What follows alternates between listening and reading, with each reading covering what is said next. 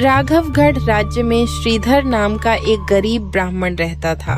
कथा सुनाकर, धार्मिक कार्य कराकर उसे जो भी धन मिलता उससे जैसे तैसे अपने परिवार का पालन पोषण करता था।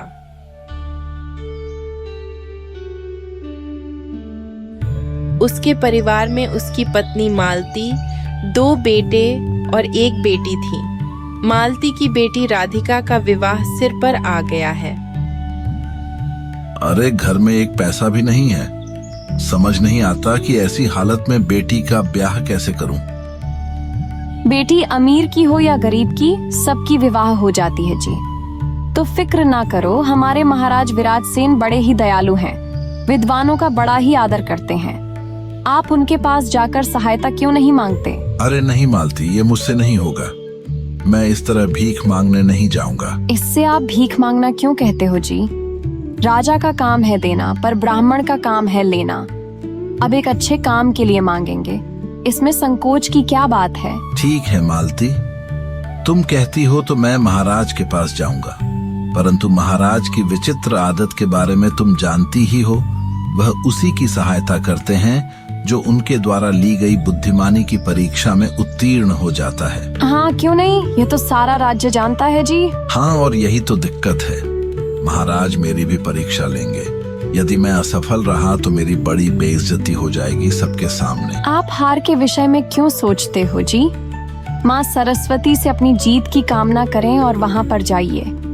मुझे पूरा विश्वास है कि आप सफल होकर ही लौटेंगे। और मेरी मानिए तो अपने दोनों पुत्रों को भी साथ में ले चलिए, वे आपकी सहायता करेंगे। पत्नी की बात मानकर ब्राह्मण राजा के पास जाने के लिए राजी हो गया। वह अपने दोनों पुत्रों दीपक और किशोर के साथ राजमहल की तरफ चला गया। वह मन में सोच रहा था, अरे आज तक मैंने किसी से भी एक पैसे की सहायता नहीं मांगी। आज मुझे किसी से मांगते हुए बड़ा ही विचित्र लग रहा है, और ना जाने राजा मुझसे क्या पूछ ले। अगर मैं जवाब नहीं दे पाया तो। जल्दी ही वह राजमहल पहुंच गया। पहरेदार ने जाकर राजा को संदेश दिया, महाराज की जय हो। राजमहल के द्वार पर एक निर्धन ब्राह्मण अपने 2 पुत्रों के साथ खड़ा है। वह आपसे मिलना चाहता है महाराज। अच्छा, ऐसी बात है तो जाओ उस ब्राह्मण को भेज दो।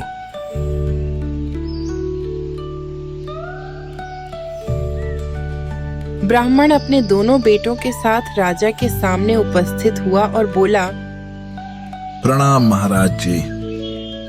ब्राह्मण देवता, कहिए और आज्ञा कीजिए कि मैं आपके किस प्रकार सहायता कर सकता हूँ।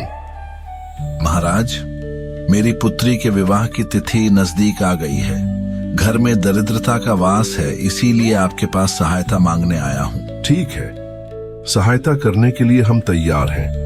आप ब्राह्मण देवता हैं, आपकी सहायता नहीं करेंगे तो भला किसकी करेंगे? पर इसके लिए आपको बुद्धि की परीक्षा उत्तीर्ण करनी होगी। जी बिल्कुल महाराज, इसके लिए मैं और मेरे पुत्र दोनों तैयार हैं, कहिए।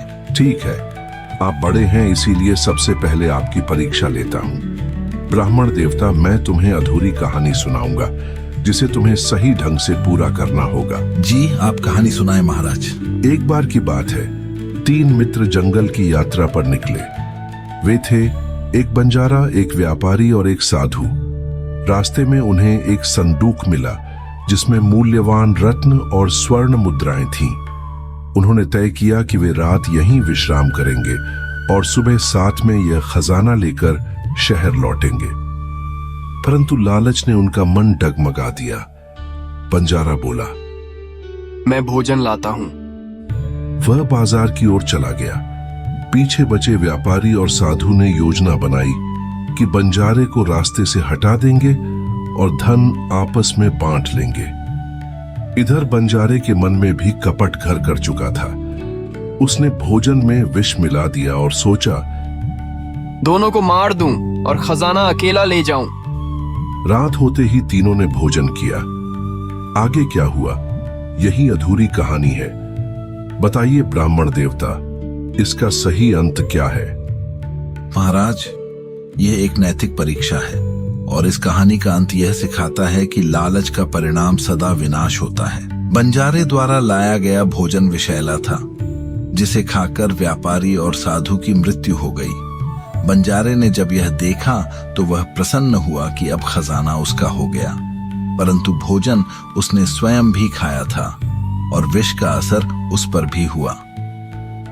इस प्रकार तीनों की मृत्यु हो गई और खजाना उसी जंगल में पड़ा रह गया। यह संदेश देता हुआ कि लालच का फल मृत्यु है और असत्य की राह विनाश की ओर ले जाती है। राजा ने मुस्कुराते हुए तालियां बजाई। बहुत उत्तम ब्राह्मण देवता, आपने इस कथा का सार सही ढंग से समझा। आपके उत्तर ने यह सिद्ध कर दिया कि आप केवल धर्म के जाता ही नहीं, अपितु न्याय और विवेक के भी धनी हैं। आपकी प्रथम परीक्षा सफल रही। अब मैं आपके पुत्रों की भी परीक्षा लूंगा। राजा ने किशोर से कहा, दीपक, अब मैं तुम्हें एक पहेली सुनाता हूं। यदि तुम इसका सही उत्तर दे पाओ तो तुम्हारी परीक्षा सफल मानी जाएगी। एक ऐसी चीज बताओ जो जितनी बांटो उतनी बढ़े, पर दिखती नहीं फिर भी सबको छू जाती है, न खरीदी जा सकती है न बेची जा सकती है। बताओ वो क्या है? महाराज, इसका उत्तर है प्रेम। प्रेम ही वह चीज है जो जितना बांटते हैं उतना ही बढ़ता है। वह दिखाई नहीं देता लेकिन हर हृदय को छू जाता है। इसे खरीदा नहीं जा सकता न बेचा जा सकता है, यह केवल दिया और पाया जा सकता है। राजा ने ताली बजाई। बहुत बढ़िया दीपक, तुम्हारे उत्तर में गहराई है। तुमने भी अपनी परीक्षा उत्तीर्ण कर ली है। अब बारी है तुम्हारे छोटे भाई किशोर की। किशोर, तुम्हारी परीक्षा थोड़ी अलग है।